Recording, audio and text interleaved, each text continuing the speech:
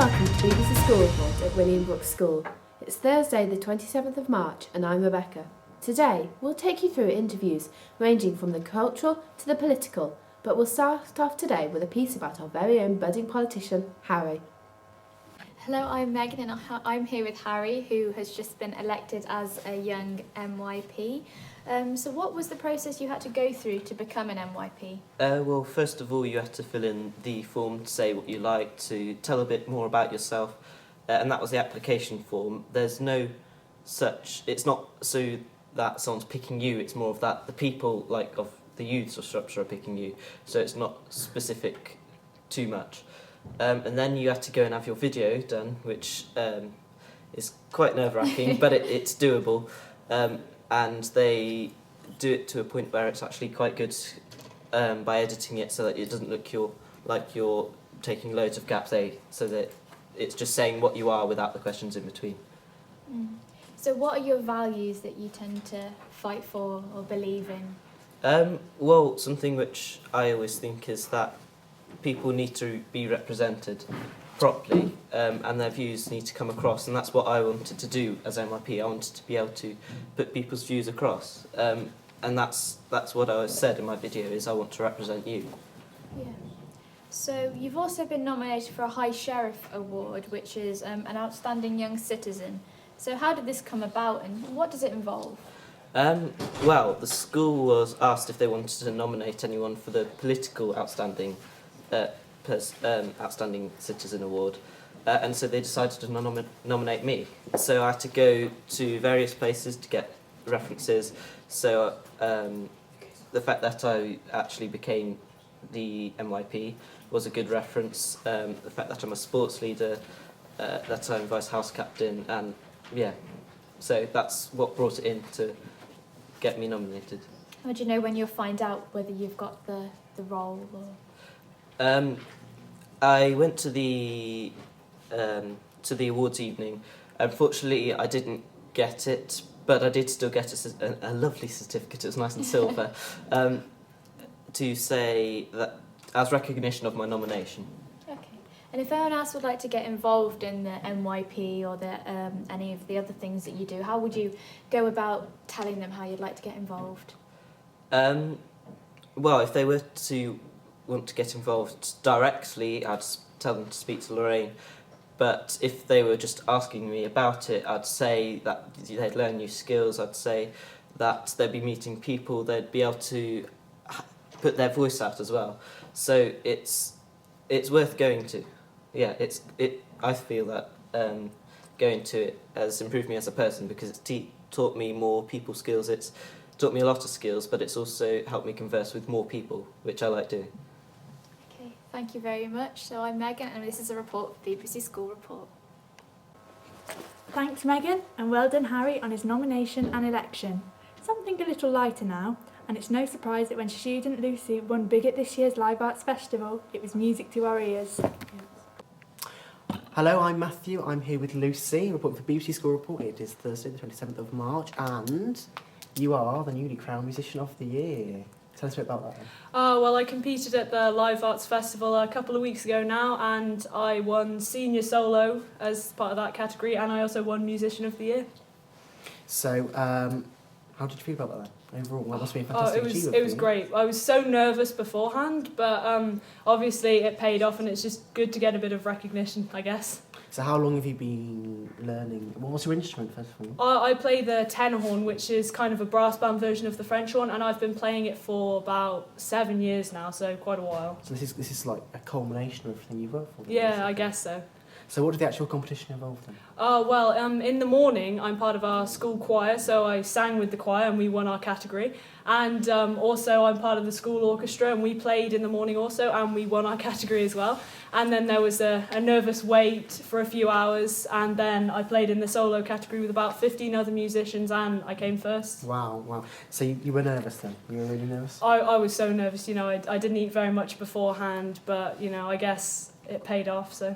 So is this the first time you've competed in a competition like this then? It is. I've competed in Live Arts a couple of times as part of the choir and the orchestra, but it's just a whole different ballgame when you're on your own. So, but, it wasn't that bad. So the first time when you won? Yeah. So you've obviously got a bit of talent for music. Is it something you want to go into in the future? Oh, definitely. I've been playing music solidly in bands for about 5 years, and I've had some great experiences with music. So when I'm older, I'd quite like to go to a conservatoire or do music at university, and then see where that takes me really.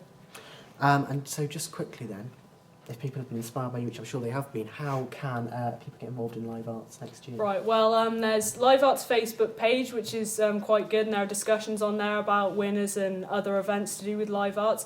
And also, if you search live arts on the internet, there's a very good website which will tell you all the contact details and dates you need to know really for next year. Thank you very much. Congratulations. Thank you. I think now we can see a clip of Lucy's winning piece with her pianist. We should mention Bob.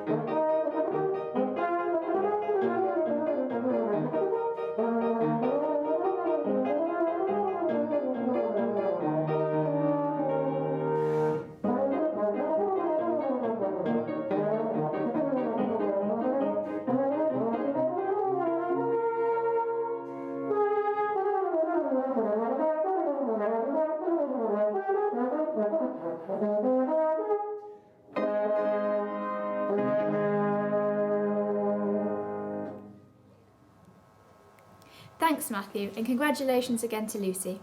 From music to poetry now, as we interview Mia, who late last year was named Shropshire's first ever Young Poet Laureate. Remember to catch Mia at this year's Wenlock Poetry Festival, performing every day from the 25th to the 27th of April. Hello, I'm Amelia reporting for BBC School Report on the 27th of March 2014. Today I am here with Mia, who is Shropshire's Young Poet Laureate. So, this may seem like old news, but congratulations on becoming Shropshire's Young Poet Laureate. Oh, thank you. So, what have you been having to do recently? Recently I've been doing a lot of performing and I'm really enjoying it. It's really, really good. Been going into a couple of schools, been doing stuff like that. It's really enjoyable and people seem to really love it, so I love the reaction that I get. What involvement do you have with the Much Wenlock Poetry Festival? On all 3 days I'm doing a performance. So on the opening night I'll be doing a performance with John Hegley and Emma Pearshouse, and then on the 2 other days I'm doing 2 workshops. So yeah, I'm there all 3 days, which should be good. It should be really good fun. Do you ever get nervous before you perform your poems? I get extremely nervous, yeah. Even though it doesn't seem like it, I do get really, really nervous. Even if it's performing to 1 or 2 people, I still get really nervous. But I say, if you don't get nervous before a performance, that's the day I think you should give up. So, have you got a couple of poems that you could perform for us today? Yeah, sure, yeah. Okay. This poem is called Trouble and Strife. I see humans but no humanity, restrictions in calamity, no love in community, distance not unity. Everyone's afraid of what you might do, the potential to be the harmful younger in your crew. You think you're Robin Hood, but I think you're just Robin the Hood. I know your heart is not understood because everyone thinks you ain't no good. I see the pain behind those eyes, the fact you know your mother cries. Don't make out like you're one of those guys. Don't shoot because he's telling true lies. That's the day your mother dreads, the day where you're taken by the feds because it's all you know, but it's not what you want. Your family has no money, it's the only choice you've got. He thinks, what's the point anyway? Nobody's got anything to say. In court he will stand with a blank expression, knowing the whole world will judge him on his complexion, also on his violent background. He blames the fact his dad weren't around. It's time to face up to the hidden truth. You're sad and lonely, but you were once a nice youth. Don't be the stereotype you're expected to be. Don't be what the media wants to see, an angry youth tearing up town. Don't be fooled by the fake grin of that media clown, that photoshopped image of you behind bars, that photoshopped image of you stealing cars, that photoshopped image of moments replayed, misplaced memories relayed, torment of those haunting times. Now stop that white powder creating your crimes. You're only young and you deserve better. Not this life of portraying the ghetto to their letter. You're a good kid, but that's not all I have to say. So stop the confusion of bad times getting in your way. It's your future, so grab it today. Stop protecting those liars. They're big enough boys and I'm sure they will survive it. All of this will give you a story later in life, but for now, you need to get out of this trouble and strife.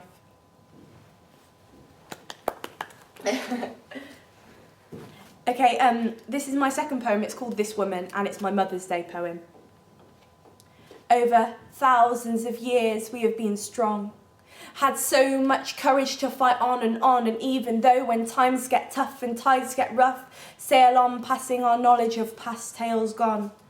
Everyone has memories of an inspirational, incredible and strong woman. No matter who you are, you know one, and you would be no one if it wasn't for one woman. And she loves you more than every star in the sky, and she would never ever lie. So believe her when she's proud, and believe her when she shouts, because she does it out of love. She is the only woman who would give herself up for you.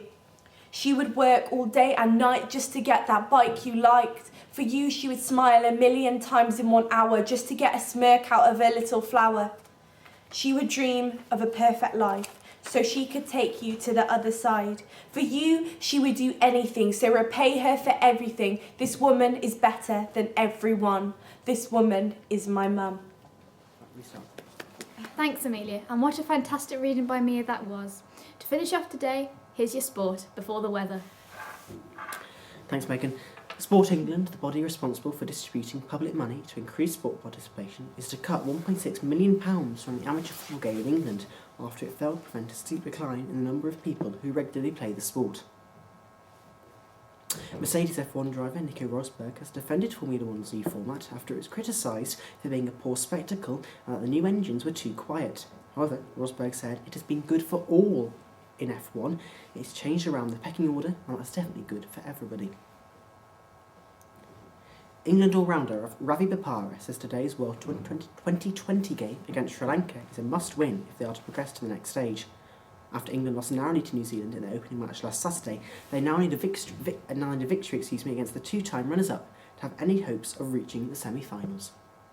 Welcome to the weather with me, Megan, and as you can see it's quite a nice day with a small settling fog.